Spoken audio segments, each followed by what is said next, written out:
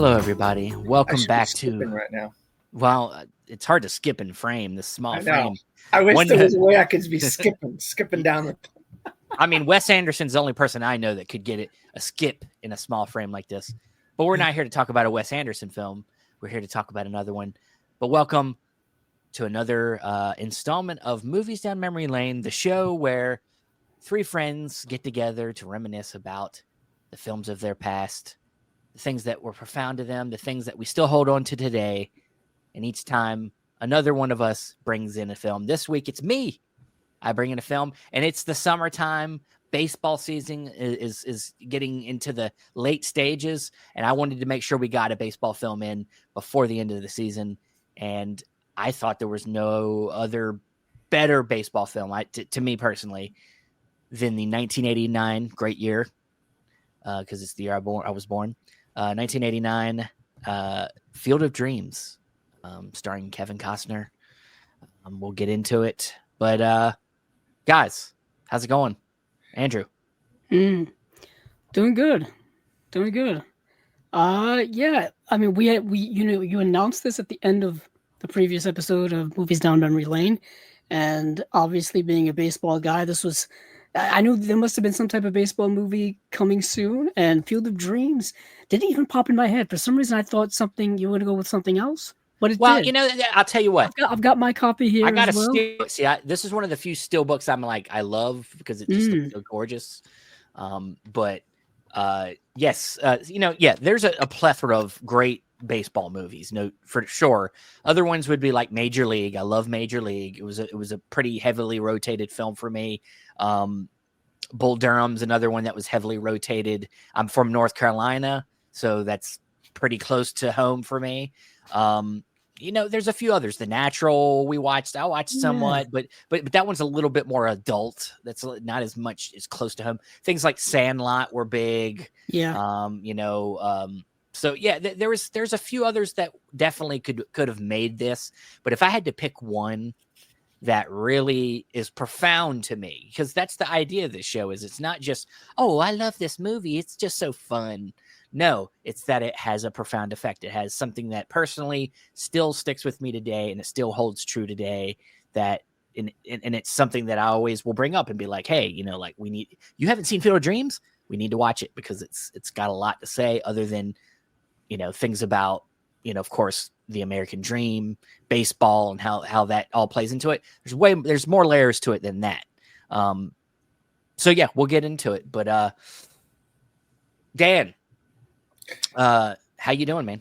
Yeah, this movie, it's a weird irony that this movie would come up now, because I'm dealing with some difficult family things going on, and this movie really kind of brings back some of those family kind of things, specifically with a father figure, and it's always been a genre, movies that deal with father and fatherhood and some sense of fatherhood. With me, because I have such a love-hate relationship with my own father over the years, and so these kinds of movies really mean a lot to me. And so and I'm dealing with a massive family issue with my father right now, and so it's weird that this would come up this week. I thought to myself, wow, what of all times to talk about Field of Dreams, dealing with the whole, hey, want to have a catch, because he wants to have a catch with his father, And it's like, man, I would have loved to have had a catch with my father. My father wasn't that kind of father. I'll be honest with you, But yeah, Field of Dreams. We've talked about this before. It's one of my favorite movies. 1989. Though I do recall when I did my My Love 52. Not 52, but My Life, My Love 52. 50 years. 50 years in film. Why did I keep saying 52? I don't know. I did not pick Field of Dreams. But some people surprised in 1989. I think I had Born on the 4th of July and something else. I had two that year, but I don't remember which one it is. Maybe I should. Yeah, what Dan is alluding to is when it was his 50th birthday, he wrote a He wrote a bunch of articles, things of the movies that came out through his lifetime, and he'd pick like 2 movies. Sometimes he would cheat and pick more of films in each. 2. Okay. And he would write articles and do videos about them favorite films throughout his life. And I think the reason you're bringing up 52 is because of the video series that we did with you, 52 must-see movies and why they matter, which was based on a book that we were pulling movies from. Then we were talking about them. So, but yeah, I get that, Dan. I think I don't think everybody has the same relationship with their father or even their mother. Not everybody has the same relationship, but I think if it's even if it's a good or a bad one, you can understand. There's a relatability here, and it goes beyond that. I think. It's interesting that you bring that up because that's kind of that's kind of what happens in the movie. For those of you who've never seen Field of Dreams before, I was gonna say before we get into it, we will be talking spoilers in this. Right, I was just gonna mention that. So if you've not seen Field of Dreams, please stop now and go check it out. It's on streaming, I'm sure, somewhere. 36 years old. Yeah, you can keep saying years, Dan. We could say 100 years old. We could say, sometimes people haven't seen movies, especially young people. You say that. I mean, I'm kind of going off, but I didn't come to this movie till much, much later in life. Like, I didn't watch this movie as a kid. I didn't watch this movie as a teenager. I didn't watch this movie as a young adult. I came to this movie probably within the last 10, 15 years, maybe. Really? Probably when this Blu-ray came out, which I think was to commemorate the 100th anniversary of Universal. So this would have been 2012, 2013, somewhere around there. So this movie is probably more relevantly new to me than to you two, who have seemed to watch that when you were much, much younger. Yeah, dude, we were watching this all the time. So I don't have that sense of nostalgia, I guess you could say, for it. So I'm more viewing it from an adult's perspective. And it's kind of interesting that Dan, mentioned the idea that, and also Stephen mentioned too, not having a good relationship with your parental figure or your parent in general, or whatever the case may be, because the Kevin Costner character does not have a good relationship with his father. Yeah. And that's brought up very early on in this movie. And the movie kind of comes full back circle to that, in the very climax of the film. But literally, this movie starts out with the Kevin Costner character talking about his father and the strained relationship he had with his father. So for those of you coming to this movie, think it's kind of like a feel-good, like lovey-dovey movie. In a way, it is. But it's still digging into, like, the a distance between parent and child. I think that's where I think the movie really excels, is dealing with that. Not so much more the baseball thing, which is interesting, is people come to this movie thinking it's a strictly baseball movie, and it kind of isn't, but also is at the same time. It is. Yeah, I know. I think this isn't it's not like Major League. They're going through a season, and stuff like that. There are games being played. It's not that type of sports movie. No. It's much different than that. But I think the reason why people if you really understand the movie, I think what makes it such a great sports movie is because it's about the deeper level of the sport, not necessarily literally watching people play it on screen. It's more about what baseball represents, and it's very used as so. It's more of a metaphor in the movie for the American dream, and the idea that baseball has been here as long as America has been great, and that it's this constant, and that it's something that is ever changing, but it's always still there. And so, it is the American pastime. That's the famous saying. Yeah. If you build it, they will come. But like, so that's what it's there for, as a metaphor, but also like it is reflecting in the relationships of the people in the story too. Even relationship with your father is something that ebbs and flows, and something that can change over time depending on what kind of decisions we make in life. It's the same. It's what makes the movie so brilliant, and it shows.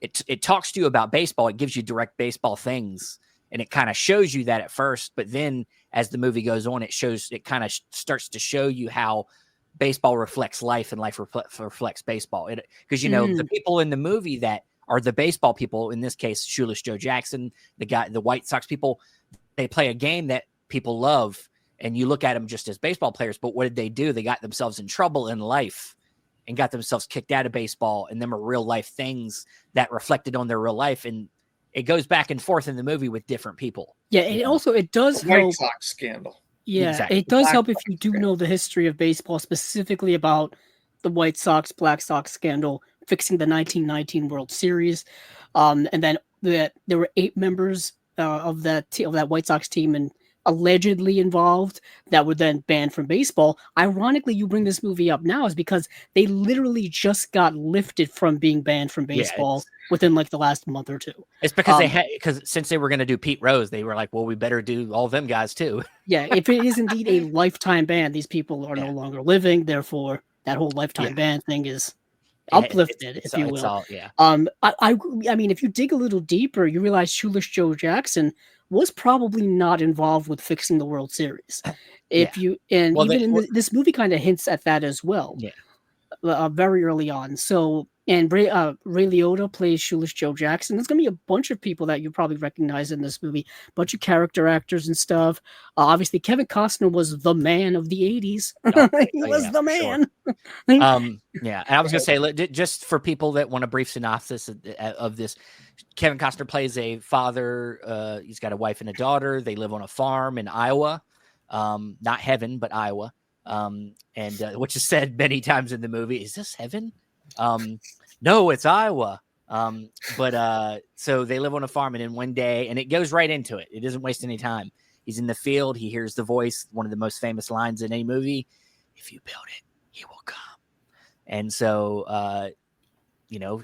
obviously that's weird, and so, but then eventually he listens to that voice and he builds a baseball field over his corn. He plows through part of his farm, which is not good for farmers, and does that. And then the voice comes back again, says other things, and it sends him on this journey where he's tested not only mentally with, the finances of the farm, how this is making his wife feel, his family, but also like his belief just in like something higher than himself. There's a certain like spiritual aspect to this that he's being led by this unknowing voice. It's established very early in this movie that he doesn't believe in anything of that nature. He's a hippie, so he's a hit from the hippie time. It shows kind of in a voiceover. 60s. Yeah, so he's very much a atheist. Like he's only like about like doing his own thing. And there's an early scene where his young daughter is watching Harvey, the Jimmy Stewart film, and he turns it off. The young daughter, portrayed by Gabby Hoffman. Ironically, I was just rewatching Uncle Buck lately. She was also in that movie, which came out in 1989, I think, as well. And he turns it off, basically saying, don't believe in any of that nonsense. Because in the movie Harvey, Jimmy Stewart is talking to an invisible giant rabbit. Yeah. And so right away it's established, like, don't believe in this nonsense. And the movie, what's interesting is Steven describes what everybody kind of knows from the movie. That's literally the first 20 minutes. Yeah. Like that happens in the first 20 minutes of the movie. Then there's a whole hour and 25 minutes or so after that of plot that people really don't tend to talk about a lot. Except for the end. Except for the end. But that whole middle, second, and even into the third act of him going on to this existential journey. It's fascinating because there's no real rhyme or reason why this is happening. Why he is specifically this person who's going through this journey, because it does delve into the supernatural of it all. I mean, we talked about spoilers. At one point, he time travels in this movie. No one seems to bring up that aspect at all. There is a sense, like when I was watching it again too, like I was like, when you start to think of the grander aspects of this, like why was he so special to have this experience? When he's can't be the only person with daddy issues in this, but the greater whatever decided that he had a perfect connection between these many different people and these many different generations. Which, of course, the other thing about this is a film about legacy, about generational things, So because you got Kevin Costner, his father, but then you also got Terrence Mann, which is the next place he goes to find this writer that was from his time growing up, that was very influential to him, who had expressed how much he loved baseball in his writing, and but he had kind of went away for a while because he got so done with the political stuff that he was involved in that he kind of went and became like a hermit, and so he went and goes and finds him and brings him out of what he was in, and then they come across this baseball player that didn't quite ever make it to the major leagues. So he's kind of on the opposite side of the spectrum, where his only regret is that he never got to actually have an at bat in the major leagues. And so, there's a supernatural element, but all these characters somehow have a connection, a through line that all goes through Shoeless Joe Jackson. Yeah, and it all connects very well. Yeah, it does. Connects very well. And Joe Jackson's the center. What I like to think is that Joe Jackson's the one that made this happen. Like his ghost is the one. He is the first one who appears. Yeah. And what's interesting is when he appears, and there are monologues in this film about him talking about baseball and the kind of, glorifying baseball, but on a very philosophical level. Yeah. I mean, it's not just a game of, hitting and running and throwing and all that kind of stuff. There's a poetry to the game of baseball that very much Shoeless Joe Jackson talks about in the movie. And then he lost all that. He actually described it as losing a limb. As something as dramatic as losing a limb when he was kicked out of baseball. And yet again, I would encourage people to go back and look up the history. He probably didn't do what they said he did. Ironically, is I think most of the people involved didn't do what they said they did. The commissioner at the time just said, "Yep, they're banned anyway." Well, the thing is what they said is that he probably took their money, but he didn't try to lose. If you go back and look at that World Series, he actually had the best stats. Yeah. So but he still took their money, so it still kind of put him in the position of being involved. So to show that they the people involved, the people in charge were actually making examples of him, they threw them all out. So but it is a movie that just has so much going on in that middle section as well that you have to really stay with and take your time with and pay attention to it. I mean, I wouldn't say this movie's a complicated film, but I think you do get a lot out of it the more you pay attention to it. It's deep. It is. It really is. It's very deep. So questions for me, if you have questions, I know that's what we usually do with the person that's picking the film. I mean, I love the Fenway Park stuff with Terrence Mann and all that stuff. Oh, do you now? Yeah. I love. What did you think of the Fenway Park stuff? The Boston stuff. Well, Terrence I'll tell you, it's very much a time capsule piece of what Boston looked like in the late 80s.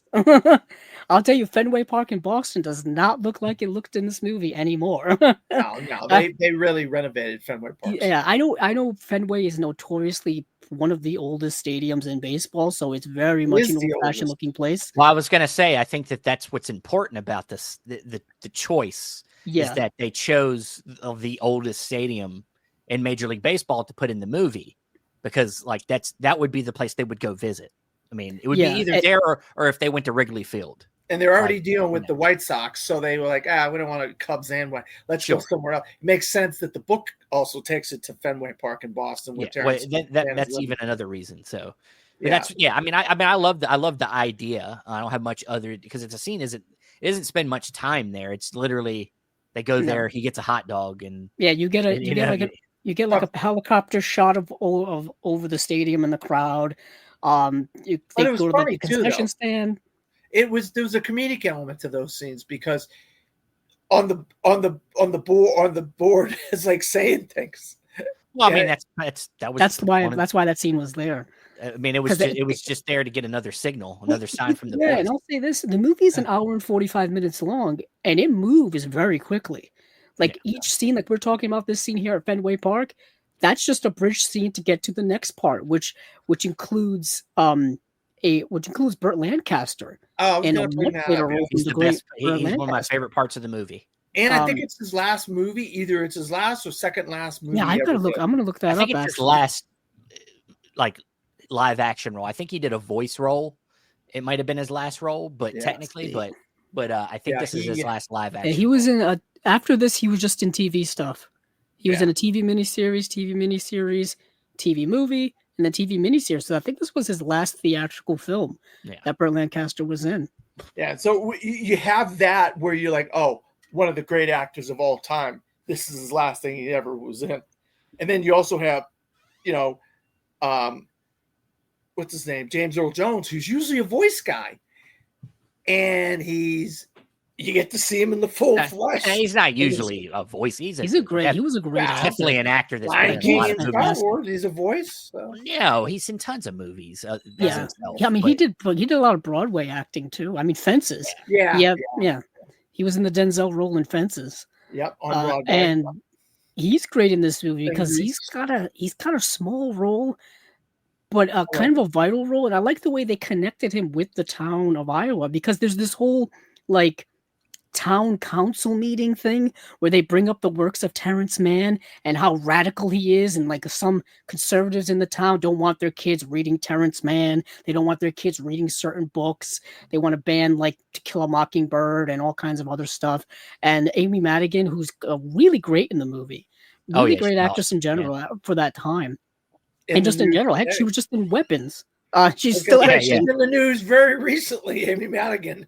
And she's great in this movie. She's all like fired up and getting everybody on her side. And then, of course, that connects with him having a dream about going to Boston to meet Terrence Mann, which we were just talking about. So the movie's screenplay flows like one moment into the other, into the next, and then just, all the way to the end. It's a breeze of a movie. But a lot of it is kind of like what Stephen was saying, is you have to give yourself over to a lot of the, why are things happening the way they are? You kind of I was going to say that logic of just go with it. This movie could be a problem for some newer modern day film Twitter that feel the need that everything has to be explained to them. Yes, I think that's one of the biggest issues with. Yeah, well, yeah. I mean, that's one of the biggest issues with I think newer film fans, is that they feel that if they don't get it explained to them, that it sucks. Like, I'm like, dude, where is your imagination? Like that's most of what you're supposed to be doing when you go into the movie, is you're supposed to be using your imagination to fill in some of the blanks yourselves. That's what creates conversations about the movie later.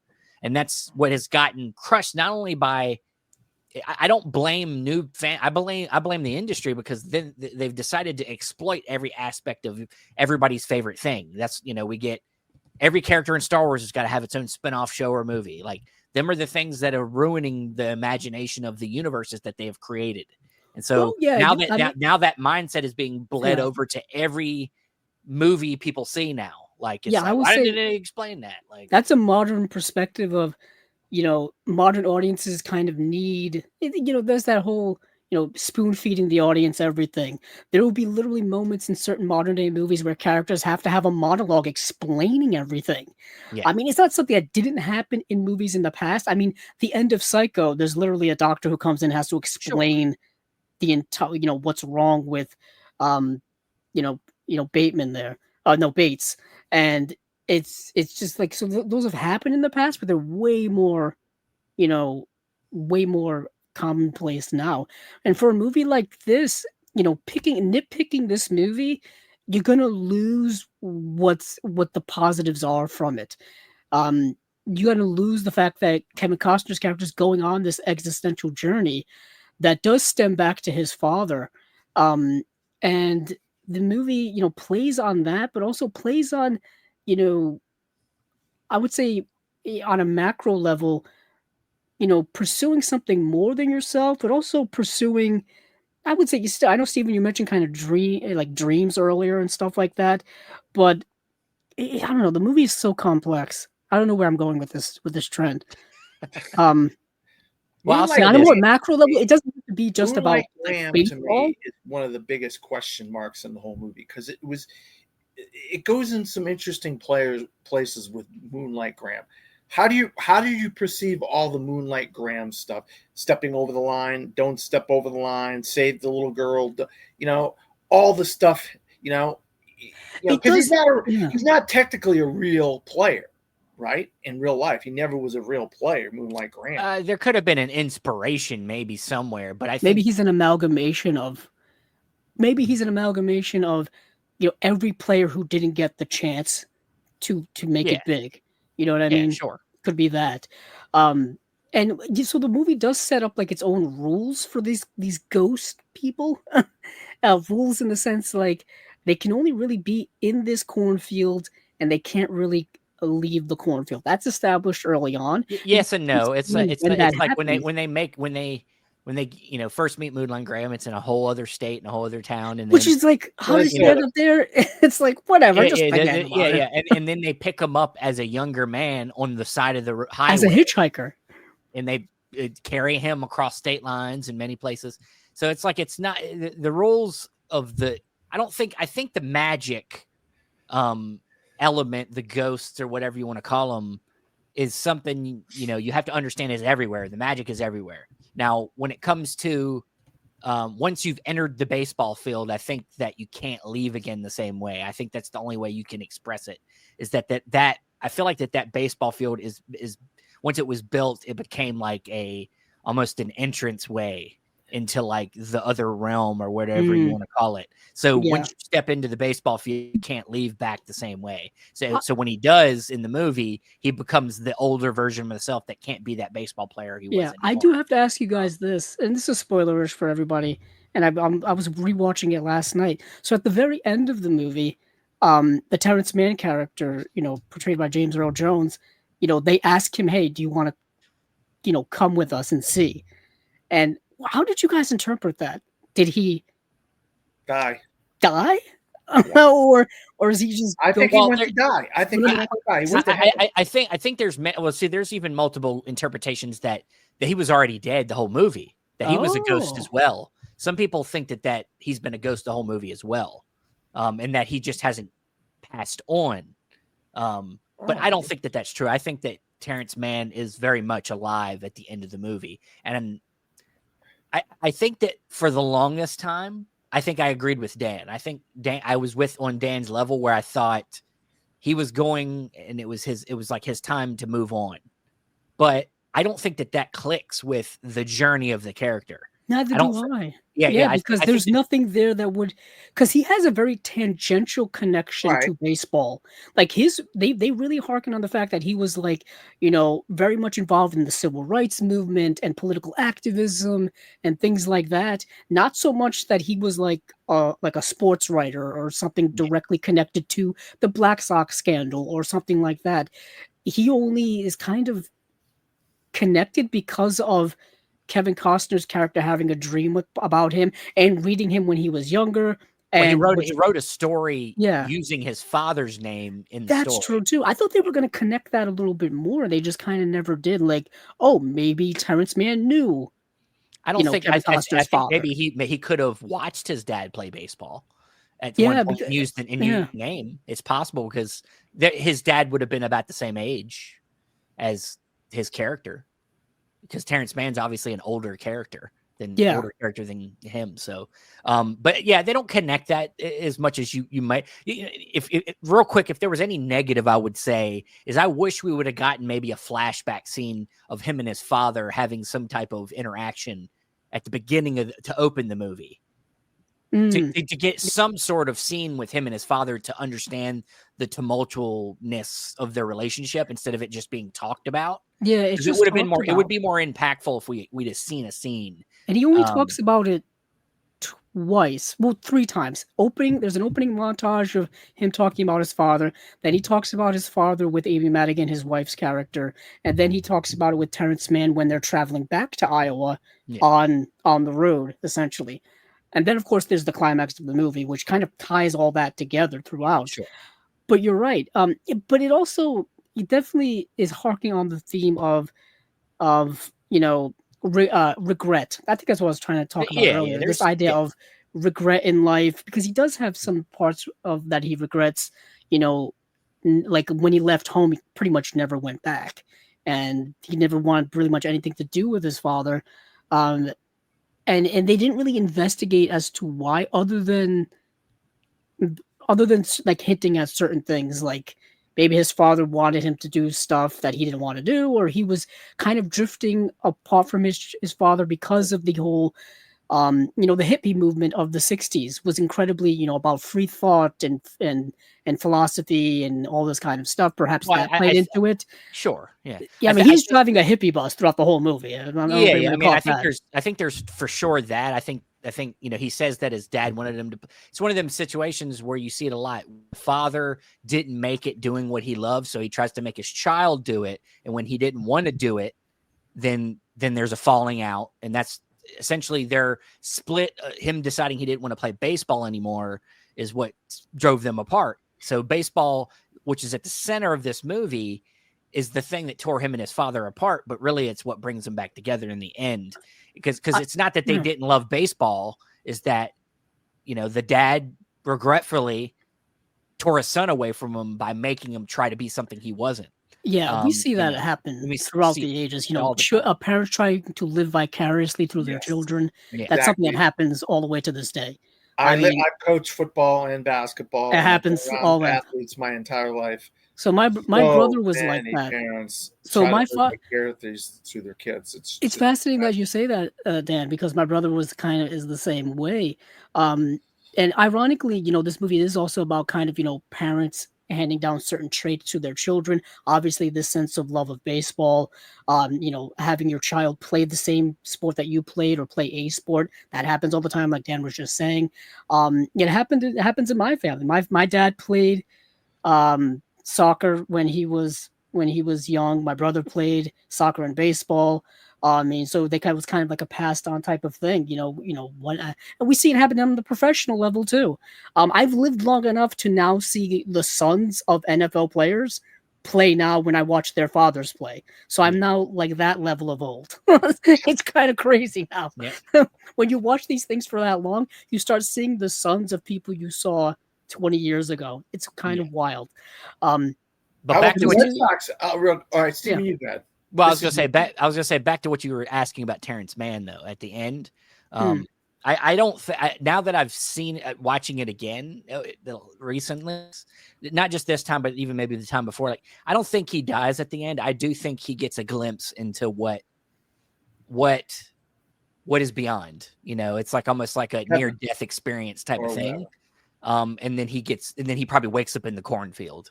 Or I was waiting for his return. All right, do you think the cornfield is heaven? That's my question. Could be an entrance. Could be a gateway. I was gonna say it's like I think when he builds the baseball field, it becomes like a mark of like a chance to see into another, like a gateway into another realm. And it's once again we're sitting here trying to explain something that doesn't really need explanation. You just have to have the script, though. Yeah. I want to ask you, okay, real quick before you. Does this script make sense? Is this a airtight script that's adapted in this book? Well, I can't because I haven't read the book, so I can't talk about that. But I'm sure you could, because there's so much fantasy in the story, you can poke holes all over it. I'm sure, but I mean, I'm not worried about that because I'm on the journey of the characters and not the journey of how the story is telling it. Yeah, so, exactly. Same here. You're just following along with the characters, and the characters are so fascinating that you don't care about what makes sense and what doesn't make sense. I don't want to try to make sense of like the bank taking away their farm and how long it takes to process and like all that stuff.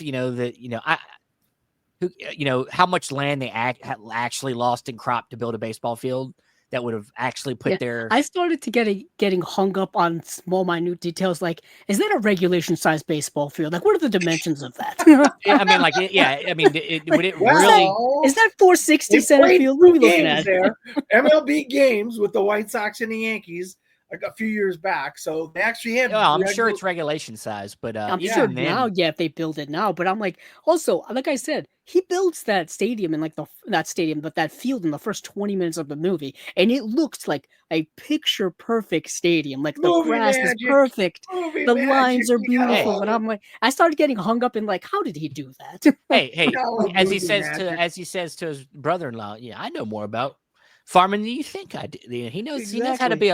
Look, it's Kevin Costner, man. And he was at the top of his game at that time. Oh, and if there was no perfect actor that represents Americana, it's Kevin Costner. He was perfect for this movie. He was on fire at that time in his career. Yeah.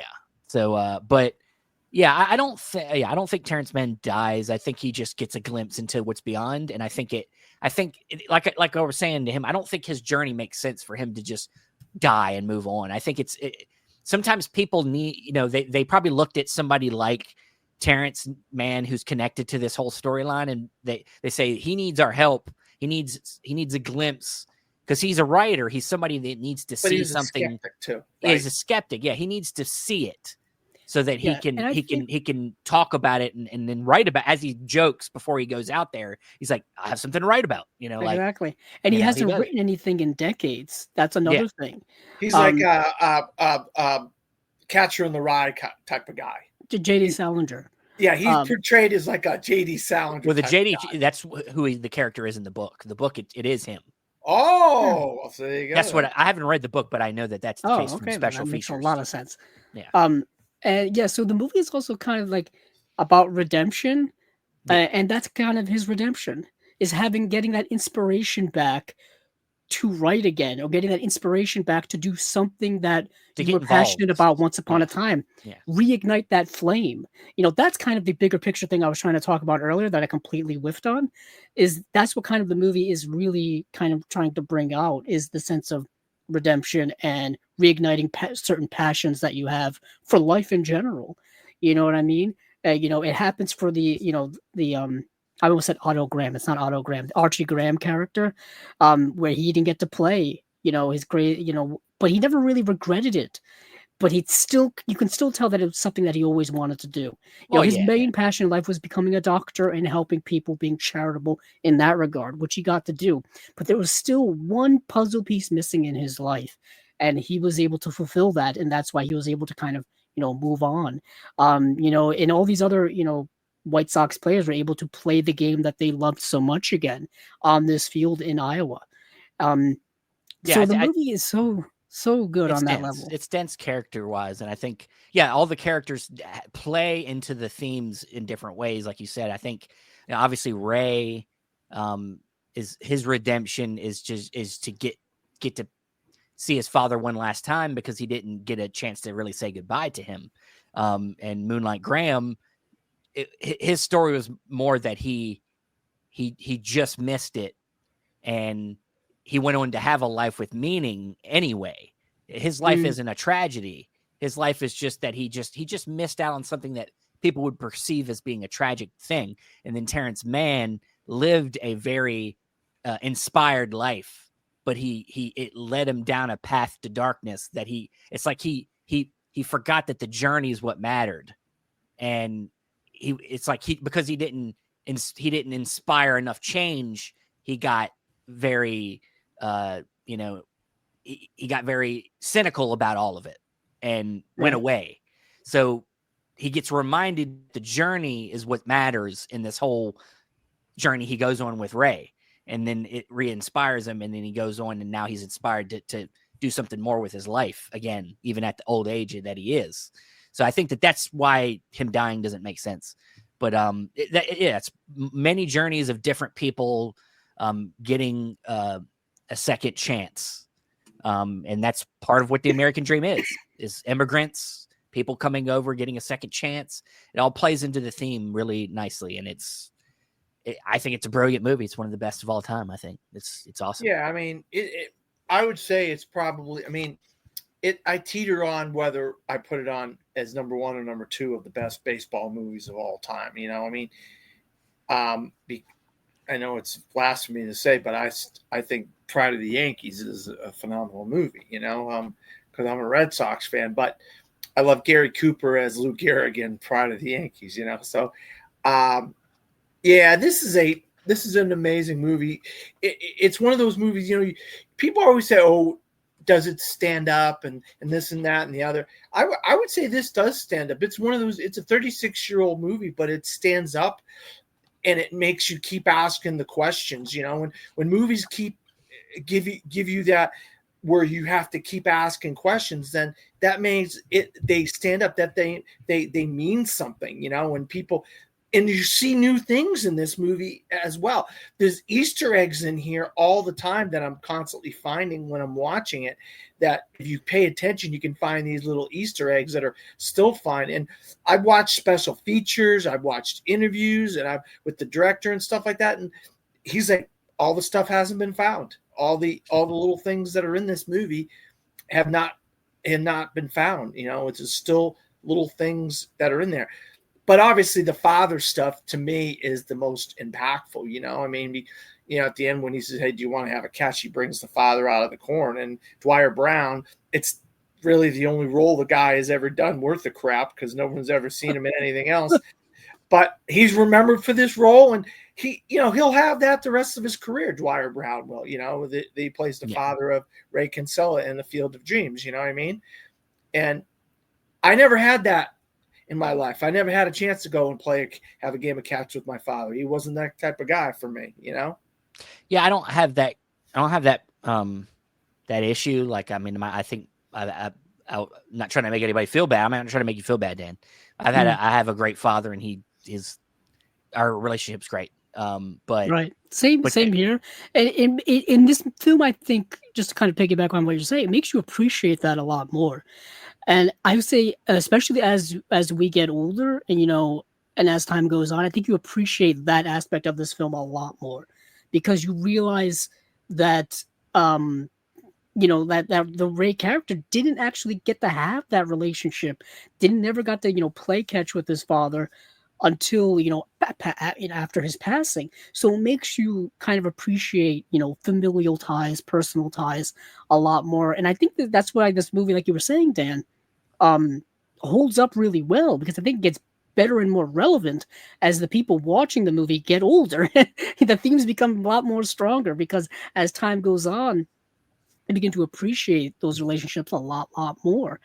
And yeah, so the very ending of this movie is what you're describing, and the movie kind of ends. It ends with one more great magic trick, which is that one of the last great monologues of the movie, James Earl Jones does this whole thing of "People will come, Ray." It starts with his daughter. His daughter's like, "People will come. They'll show up, and they'll buy tickets." And what's interesting is when you're watching this movie for the first time, you're expecting to see that scene. Yeah. Of like, hey, they're gonna host a big baseball game here, and people are gonna come from miles around to come to this thing, and it's gonna save the farm. In a traditional movie, that would have been the climax of the movie. This movie would have been an extra 20 minutes, half an hour longer, or whatever, and they would have had that in a modern film. It would, in a modern film. I'm saying, I wouldn't say traditional, but I'd say in a modern film, they would have went the full mile, and we would have had everybody, because you got to save the farm, you got to save the day. If they remade the movie today, you would have they would. Please don't say that. Don't they would do those that. words out there. But the thing is, you don't need this movie doesn't need that, because it's not about saving the farm. It's not about beating a bad guy. It's not about beating an antagonist. It's an internal story. It's an internal journey.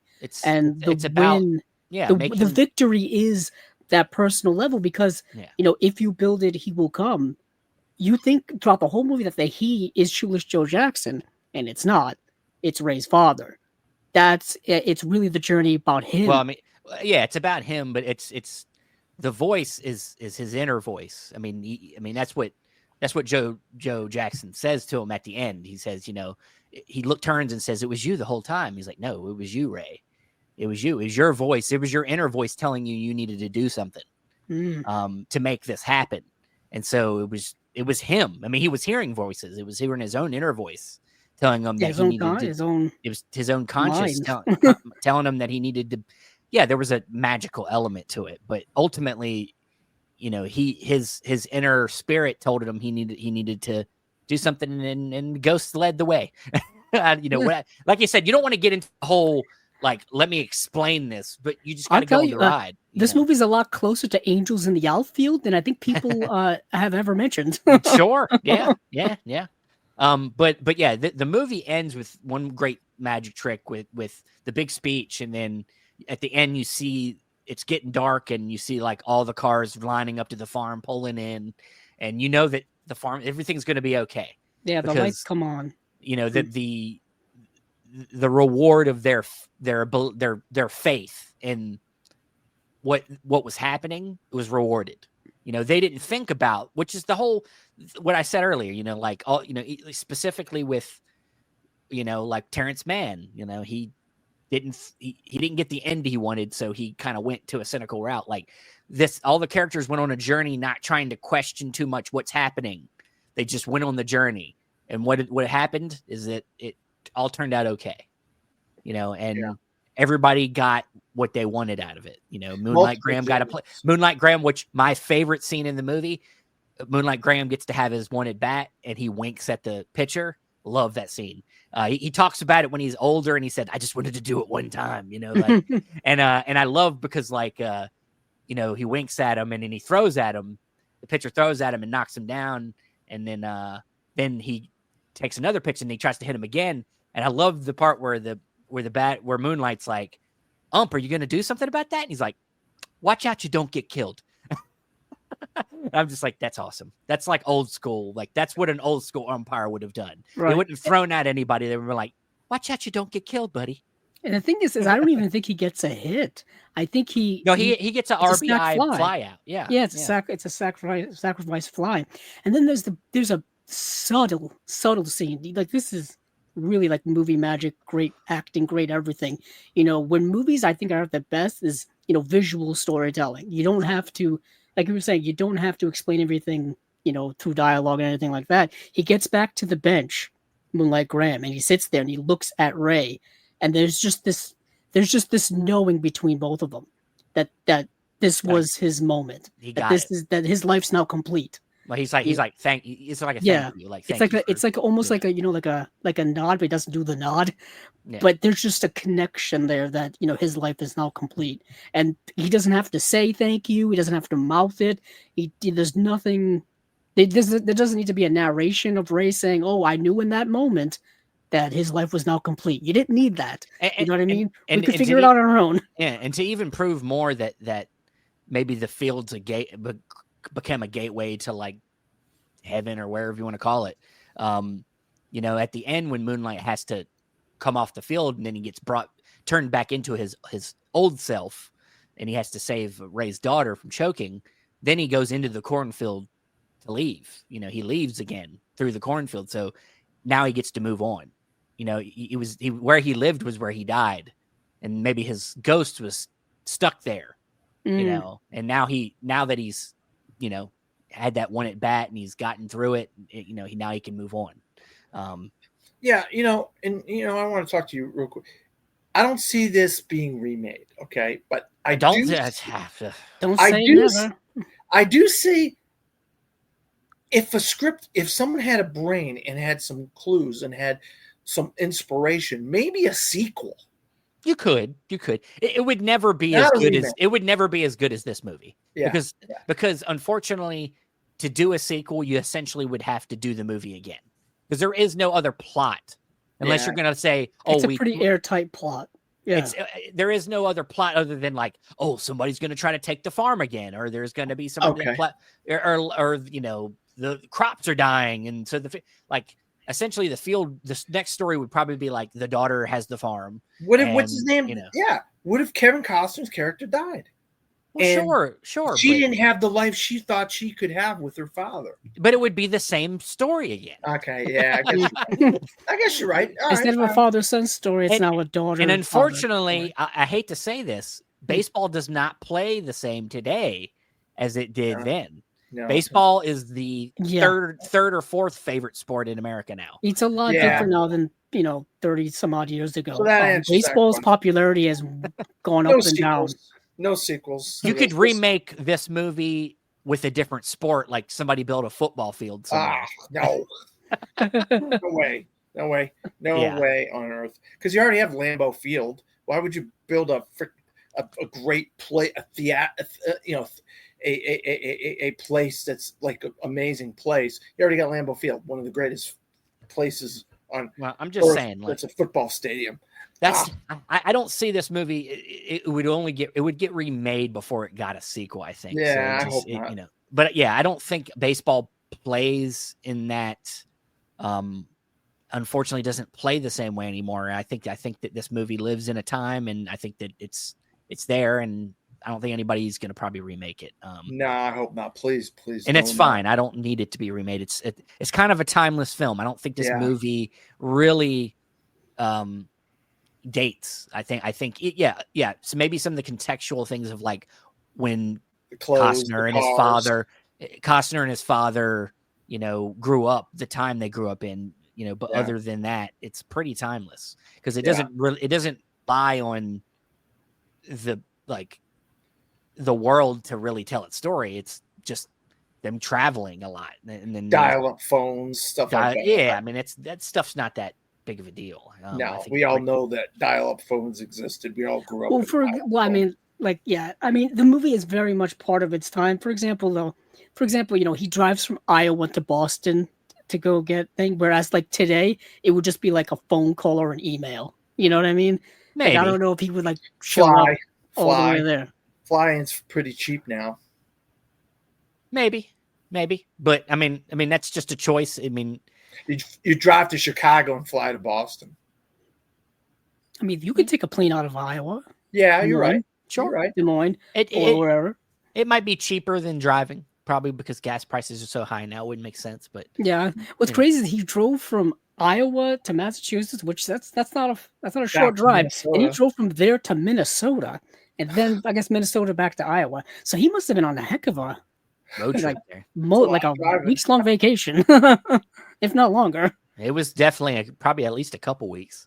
Yeah, that's a ride. So you're obsessed with this, obviously, Steve. Yeah, I was just saying, get the philometer out. Yeah, I'm obsessed with this movie, as you can tell by my passion about it. It's high on the philometer for me. If the damn thing will come up, it's trying to come up. Technical difficulties. I mean, I just clicked on it and act like I didn't click on it. There it is. Oh, there it is. Philometer. I am definitely on the obsessed. I've always loved this film, and I'm honestly just watching it again. I just and yes, I cry at this movie. Not there might have been a time where I cried harder at this movie, but now it's more like a well up of tears in my eyes, like especially of course at the end with the father stuff. Even though I don't have that relatability of that, like necessarily that situation, but I can understand, especially being a dad now, like how much it would hurt if my daughter felt that way about me and I didn't get a chance to see her for many years, or I never got a chance to see her again. I mean, we didn't even bring up that aspect of it, because the way parenting is now is vastly different than the way parenting was between whatever age it would have been, like the 50s and 60s. Like the way people parented back then versus the way people parent now is vastly different. Sure. So it also different generations now. Obviously, Steven being a millennials is as much different than Kevin Costner's father would have been. Even pre-World War II generation. So I don't even know what those are. So it's just a completely different dynamic here. But as you said, Steven, it still hits you as a modern day father and a modern day parent. Like you couldn't imagine what a relationship I can't imagine that strain would be like. It's sometimes just the thought of, like, if I didn't have, I love my dad so much. If I didn't have that ability to see him before he died, or like just the thought of that, or the thought of having a bad argument, or something stupid and then something happened, like just the thought of that happening is enough to upset me. And being that's where the emotion comes in, and being that I've had catches with my dad, not even that long ago. Like it is a special thing. It seems so simple, but it's like something that you can do together. You can have conversations while you're doing it. There's a connection. And because my dad loved baseball growing up and played it. And then I played it. My brother plays it. It is a generational thing for us. So it matters a lot. And then, yeah, just on all the other levels, just understanding, that, life is a lot more than like some of the choices that we make. It's you make a bad choice here, you make a good choice. Like it don't have to define the rest of your life. And Ray finally makes a decision that he isn't going to let that decision hold him back from, having a different outlook on the rest of his life. And so that's the way you got to do with your own. I think, if there's something you regret in your past, then you can't let it define you the rest of your life. You have to decide to make better choices and put it to peace. So that's, I think, the greatest message the movie has. People, baseball, America, all that stuff's great, but to me, it's the the idea of, you know, being able to move on. And yeah. Yeah, I'm Good stuff. obsessed as well with this. It's a movie that's really meant a lot to me over the years as well, Steven. So when you brought it up, I was just like, okay, well, there's another one that I'm gonna love because I love baseball, but I also love the whole father son aspect and this is the redemption stories for like Terrence Mann and then Moonlight Graham and these Yeah. type of stories. Everybody kind of gets a happy ending in this movie, and it's really kind of cool. It's one of them things where people would call this a sentimental movie, and I would say, yeah, fuck yeah, it is. It's a fucking good one too. It's a one that it's good to have, especially, you know, people would call this a dad movie. Yeah, I guess you could say this is a dad movie. I don't know. It's a movie that can make a man cry because of how it just touches at all the things, not only because it's about baseball and Americana and all that stuff, but like it's about, you know, a lot. If you want to get even deeper, like a lot of men in all over the world, you deal with repressed feelings. Men are kind of told, a lot of men are told not to share their feelings a lot. So when there's a movie that's about men having to share their feelings and how that's cathartic and that it can be rewarding, it makes us feel like we want to do the same thing. And it makes, instead of actually doing that, we might just cry, you know, as a man. So I think that why men cried, even men cry at this movie, is because there's a cathartic aspect to it that not all of us actually are able to do because, you know, it's difficult. So, but any last, Andrew, where do you feel on this? Yeah, I'm so borderline obsessed with it. I feel like the way you talked about it tonight, you're pretty, like you might not, you came to it a little later than we did, but it seems like you have a lot to say about it that is like making you pretty close to being obsessed with the movie. Yeah, because there's so much good in it that overrides any of the kind of like question marks that you have with it. Like to the point where, like I said, you kind of have to go with a lot of those question marks and just kind of give yourself over to movie magic of it all. That's why I kind of, you know, I don't get quite to that obsessed level, but I'm damn pretty high. Come on, Andrew. Yeah. Come over to our side. Yeah. Come on, Andrew. Give me a break. It's a beautifully shot film. This was nominated It is actually nominated for gorgeous. Best Picture. Oh, Score James is Horner's the score James Horner's score. I forgot about that. Oh, Very nice. so great. My gosh. It gives me the chills whenever it goes to that Chef's kiss on the score. Yeah, when it has that like that chimes, like, you know, like it's it gives me the chills every time. Yeah, I'm like I said, I'm pretty damn close to obsessed as well. All right, I'll take it. Take it. But as for I don't know. Do you want to talk about what we're going to talk about next? Well, I was going to say, that's it for our discussion of Dreams, 1989. If you love the movie, please share the love. Please let us know. Let us know how you feel about Field of Dreams. Share the episode with everybody. I think we had a pretty nice, passionate discussion about it. But this show does come every other week, and the next time we're here, it is Andrew's pick. So Andrew's going to tell us what we're watching for next time. Yeah, I mean, I made my choice kind of earlier today. I was just thinking about movies that really had a profound effect on me at a very young age, really much that propelled me into my current love of movies, like my obsession with, you know, movie production and acting and all this kind of stuff. And 2008 was a very decisive year for me personally on both those levels, like personally as well as my cinematic history as well. So I'm going to go with the movie that pretty much I'm sure everyone has talked about over the last however many years, The Dark Knight. I knew Christopher Nolan's The Dark Knight. As soon as you said 2008, I was like, he's going to pick The Dark Knight. I was let me paint a little picture. I was 21 years old when this movie came out. So obviously you're at, you know, that young, you know, transitional adult moment of your life. You know what I mean? Yeah. It's one of those milestone, you know, ages. You know, there's 16 when you can get to learn how to drive, 18 when you're a legal adult, and 21, I guess, when you're a more legal adult, whatever the case may be. But, you know, this movie came out 2008. I was obsessed with it at the time, literally. And it's a movie people still bring up to this day, so many years later, ad nauseum to many. 21? You weren't 21. Yeah. No, because 1987 I to- was 18. You're 1 year older than me, right? Yeah. All right. So I graduated in 2007. No, I'm 2 years older than you.